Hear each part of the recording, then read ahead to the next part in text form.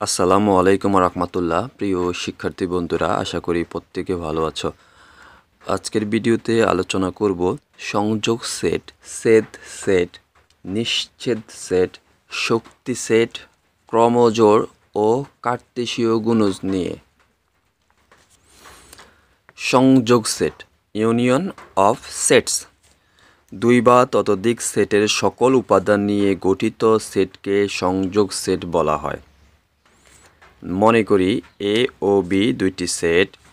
এ ও বি সেটের সংযোগকে এ union B দ্বারা প্রকাশ করা হয় এবং পড়া হয় এ সংযোগ বি অথবা এ ইউনিয়ন বি। সেট গঠন পদ্ধতিতে A union B equal X যেন এক্স বিলংস টু এ অথবা বিলংস টু বি। দুই বা ততোধিক সেটের সকল উপাদান নিয়ে গঠিত সেটকে সংযোগ সেট বলে। অর্থাৎ দুই বা দুইয়ের অধিক সেট থাকবে এবং এই সেটগুলোর মধ্যে যতগুলো উপাদান রয়েছে সবগুলো উপাদান নিয়েই যে সেট গঠিত হবে সেটা হচ্ছে সংযোগ সেট। যেমন শিক্ষার্থী বন্ধুরা দেখো, এখানে সি একটা সেট, এটা দেওয়া আছে 3, 4, 5। এই সি সেটের উপাদান 3, 4, 5। ডি সেটের উপাদান 4, 6, 8। সি ইউনিয়ন ডি ইকুয়াল, এই যে এটা সির মান ইউনিয়ন এটা ডির মান। তাহলে এই দুই সেটের মধ্যে যতগুলি উপাদান রয়েছে সবগুলি হবে এখানে। তাহলে এই দুই সেটের মধ্যে কি কি উপাদান আছে দেখো, 3 আছে, এই যে 3 লেখা হলো। 4 এখানেও আছে, এখানেও আছে, 4 লেখা হলো, একটা লেখা হলো। দুই সেটের মধ্যে থাকলেও দুইটা উপাদান লেখা লাগবে না, একটাই লিখব। আবার 5 এখানে আছে, এই যে লিখলো। 6 এখানে আছে, এই যে লিখলো। 8 এখানে আছে, এই যে লিখলো। তাহলে দুই সেটের মধ্যে যতগুলি উপাদান আছে সবগুলি কিন্তু এখানে চলে আসছে। তাহলে এটা কি করছে, এই দুই সেটকে কি সংযোগ করার পরে এই দুই সেটকে সংযোগ করার পরে এই উপাদানগুলি পেল। তাহলে এটা হলো কি সি ইউনিয়ন ডি এর মান। আমরা একটু সেট গঠন পদ্ধতিতে দেখি। A union B equal X যেন এক্স বিলংস টু এ অথবা এক্স বিলংস টু বি। তাহলে এক্স, এই যে মানগুলি, এগুলি হয় এর উপাদান অথবা বি এর উপাদান। দেখো এখানে যে মানগুলি আছে এগুলি কি হয় এর উপাদান অথবা বি এর উপাদান, অর্থাৎ দুইটার মধ্যে যে উপাদানগুলি আছে হয় এ এর মধ্যে থাকবে অথবা বি এর মধ্যে থাকবে অথবা উভয়ের মধ্যে থাকবে। এই মানগুলি নিয়েই কিন্তু এখানে হবে। আমরা যদি সংযোগ সেটের ব্যানচিত্র দেখি তাহলে ব্যানচিত্রটা হবে এমন, এবং এখানে দুইটি সেট রয়েছে। এই যে ব্যানচিত্রে সি এবং ডি দুইটা সেট রয়েছে। যেহেতু বলা হয়েছে দুই বা ততোধিক সেটের সকল উপাদান নিয়ে গঠিত সেট হচ্ছে সংযোগ সেট, এই কারণে এখানে এই যে দুইটি সেট রয়েছে এই দুইটি সেটের কিন্তু সকল উপাদানে আসবে, দুই সেটেরই সকল উপাদান আসবে, যার কারণে দুই সেটকেই কিন্তু রং করা হয়েছে, অর্থাৎ সিলেক্ট করা হয়েছে। ছেদ সেট, ইন্টারসেকশন অফ সেটস। দুই বা ততোধিক সেটের সাধারণ উপাদান নিয়ে গঠিত সেটকে ছেদ সেট বলে। এই যে দেখো এখানে এই যে ফির মান 3, 4, 5, 6, আবার এই যে কিউ সেটের মান 2, 4, 6, 8। তাহলে এই যে ফি ইন্টারসেকশন কিউ, ফির মান হচ্ছে 3, 4, 5, 6, ইন্টারসেকশন কিউর মান হচ্ছে 2, 4, 6, 8। তাহলে দুই সেটের মধ্যে সাধারণ উপাদান কোনগুলি, অর্থাৎ কমন আছে কোনগুলি? দেখো এই সেটের মধ্যে 4 আছে, এই সেটেও কি 4 আছে। আবার এই সেটের মধ্যে 6 আছে, এই সেটের মধ্যেও কি 6 আছে। তার মানে এই 4 এবং 6 এই দুই সেটের মধ্যে আছে। তাহলে ফলাফল কি হবে? 4, 6। দুই বা ততোধিক সেটের সাধারণ উপাদান নিয়ে গঠিত সেটকে ছেদ সেট বলে। মনে করি এ ও বি দুইটি সেট। এ ও বি এর ছেদ সেটকে এ ইন্টারসেকশন বি দ্বারা প্রকাশ করা হয় এবং পড়া হয় এ ছেদ বি বা এ ইন্টারসেকশন বি। এটাকে ছেদও বলা যায় অথবা ইন্টারসেকশন বলা যায়। সেট গঠন পদ্ধতিতে A intersection B equal X যেন এক্স বিলংস টু এ এবং এক্স বিলংস টু বি। তাহলে এক্স হচ্ছে এ এর এলিমেন্ট এবং এক্স হচ্ছে বি এর এলিমেন্ট, অর্থাৎ এক্সের মানটা এ সেটেও থাকতে হবে বি সেটেও থাকতে হবে, তাহলেই কিন্তু সেটা কি সেট সেট হবে। এই যে দেখো এখানে এই যে এটা হচ্ছে কি এক্সের মান, এই মানটা কি পি সেটও আছে, আবার কিউ সেটও আছে, দুই সেটেই থাকতে হবে। আবার আমরা যদি সেটকে ব্যঞ্চিত্রে প্রকাশ করি তাহলে ব্যঞ্চিত্র হবে এমন, যদি দুটি সেট হয় এ ও বি, তাহলে কিন্তু আমরা এখানে শিখেছি দুই বা ততোধিক সেটের সাধারণ উপাদান নিয়ে গঠিত সেট হচ্ছে সেট। তাহলে এই দুইটি সেটের কি হবে? সাধারণ উপাদান। এই যে এ ও বি দুইটি সেট, এই দুইটি সেটের সাধারণ উপাদান, অর্থাৎ যেই উপাদানগুলি আছে এ সেটেও আছে আবার বি সেটেও আছে। তাহলে দেখো এই যে এই অংশটা কিন্তু কি আছে? এ সেটেও আছে আবার বি সেটেও আছে। তাহলে এটাই হবে কি? সেট। এটা হচ্ছে কি? সেট ব্যঞ্চিত যদি আমরা প্রকাশ করি তাহলে আমরা এইভাবে প্রকাশ করব। আবার যদি তিনটি সেট হয় তাহলে তিনটি সেটের সাধারণ উপাদান, এই যে তিনটি সেটের সাধারণ উপাদান কিন্তু এখানে রয়েছে, তাহলে এই অংশটা সিলেক্ট হবে। এটাই হচ্ছে তিনটি সেটের ব্যঞ্চিত্রে সেট, আর এটা হচ্ছে দুইটি সেটের ব্যঞ্চিত্রে সেট। নিশ্ছেদ সেট। দুটি সেটের মধ্যে যদি কোনো সাধারণ উপাদান না থাকে তবে সেট দুটিকে পরস্পর নিশ্ছেদ সেট বলে। যে এ একটা সেট, এটার উপাদান হচ্ছে 3 4, বি একটা সেট, এটার উপাদান হচ্ছে 5 6। তাহলে আমরা এটার সেট আমরা নির্ণয় করব, ইন্টারসেকশন নির্ণয় করব। এ ইন্টারসেকশন বি ইকুয়াল এর মান 3 4 ইন্টারসেকশন বির মান 5 6। তাহলে ইন্টারসেকশন মানে কি? শুধুমাত্র কমন উপাদান, সাধারণ উপাদান। তাহলে কমন উপাদান বা সাধারণ উপাদান এখানে নেই, দুই সেটেই আছে, এমন কোনো উপাদান এখানে নেই। তাহলে এটা হবে কি? ফাঁকা সেট। আর এই ধরনের সেটকে বলা হয় নিশ্ছেদ সেট।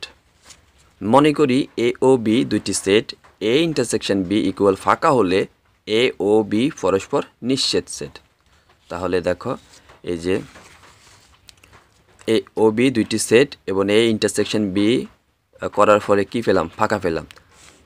তাহলে এ ও বি পরস্পর নিশ্ছেদ সেট। শক্তি সেট, পাওয়ার সেটস। এ ইকুয়াল এম এন একটি সেট, এ সেটের উপসেট সমূহ হলো এম এন ফাঁকা, যেটা আমরা গত পর্বে করেছি। এখানে উপসেট সমূহের সেট এম এন ফাঁকা, এবং এটাকে আবার হোল বন্ধনী মানে দ্বিতীয় বন্ধনী দ্বারা আবদ্ধ করা হয়েছে, যেহেতু এটা একটা সেট, এই পুরাটা একটা সেট। এখানে উপসেট সমূহের সেট এম এন ফাঁকাকে এ সেটের শক্তি সেট বলা হয়। দেখো শিক্ষার্থী বন্ধুরা, এই যে সেটগুলি আছে এই সেটকে আবার দ্বিতীয় বন্ধনী দ্বারা আবদ্ধ করা হয়েছে, তার মানে এই পুরোটা আবার একটা সেট। এই উপসেটগুলো নিয়ে এই পুরোটা কি? একটা সেট। এ সেটের শক্তি সেটকে পাওয়ার অফ এ দ্বারা প্রকাশ করা হয়। যদি বি সেটের শক্তি সেট হয় তাহলে পাওয়ার অফ বি দ্বারা প্রকাশ করা হবে।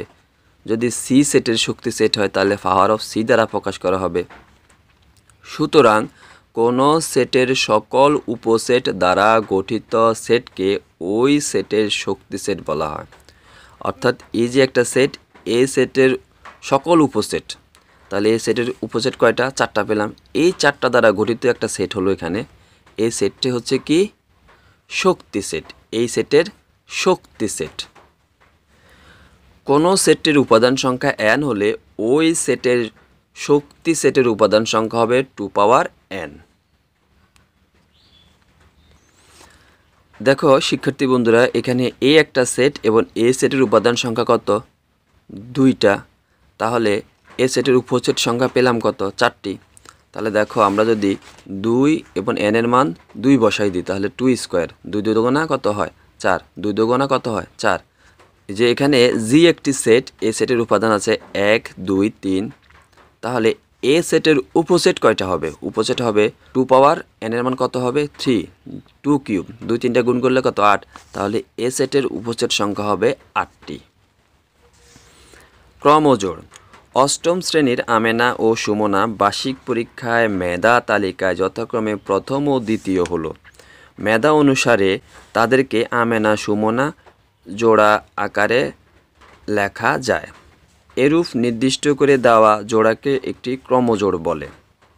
সুতরাং এক জোড়া উপাদানের মধ্যে কোনটি প্রথম অবস্থানে আর কোনটি দ্বিতীয় অবস্থানে থাকবে তা নির্দিষ্ট করে জোড়া আকারে প্রকাশকে ক্রমজোড় বলে বা ক্রমজোড় বলা হয়।